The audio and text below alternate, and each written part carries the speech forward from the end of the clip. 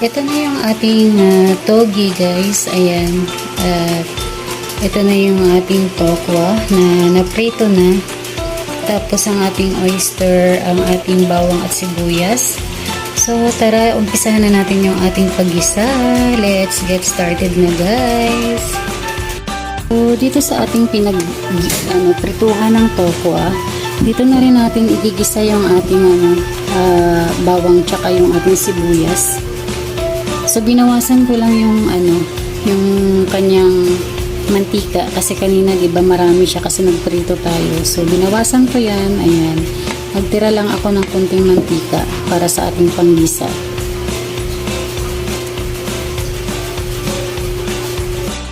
Ayan, mainit ng ating mantika. So unahin na natin ang ating sibuyas.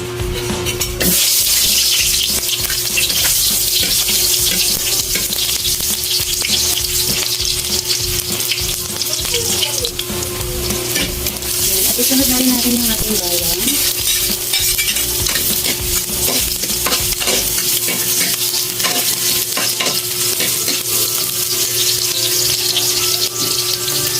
Hintayin na natin siya na mag golden brown.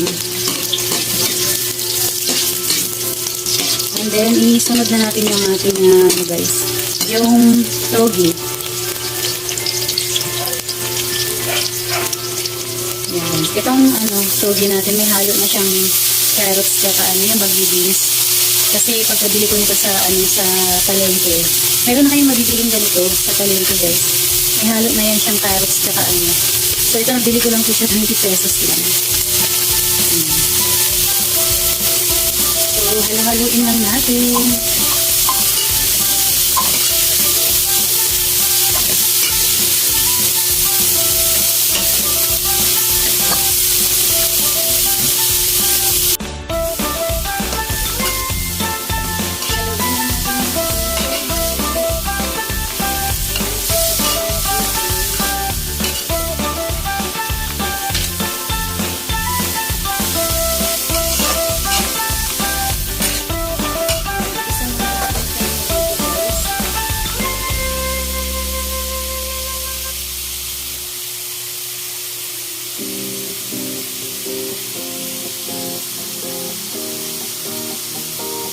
So, kapag nagisa na natin ng mabuti yung ating togi,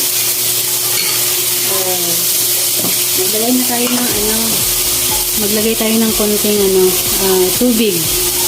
Ayan, konti lang guys. Mga lang, 1/2 cup. Half cup lang ba? Ayan. Tapos, alagyan natin siya ng konting toyo. Maglagay tayo ng konting toyo. Ilagay na rin natin yung ating oyster sauce.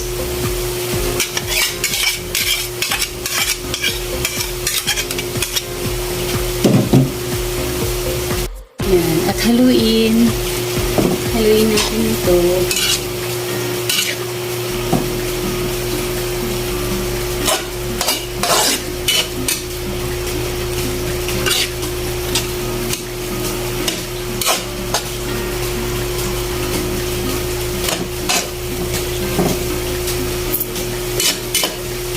Yan. Ilagay na rin natin yung ating tokwa.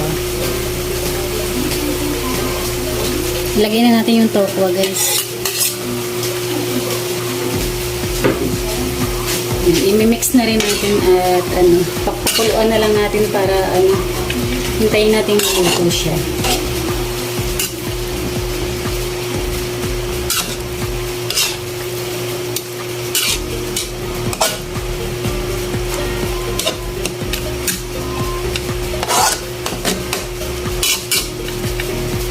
Yan, hintayin na lang natin kumulo ang ating togi guys. So ayan, kumulo na guys. Kumulo na yung ating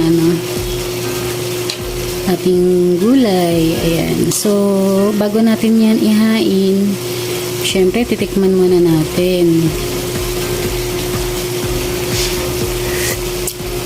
Sarap na siya guys, masarap. So nasa sa inyo na yon kung medyo nakukulangan pa kayo. So, pwede po kayo magdagdag ng konting toyo or kahit anumang pangpalasa guys sa inyong Ayan. Pero para sa akin, okay na siya. Swak na yung kanyang lasa. Masarap. So, yan. Okay na yan. Ito na ang ating togi with oyster and tokwa. Yan yung ating menu for today. Ayan. So, pwede na natin itong ihain sa ating pamilya. Ayan. Ito ay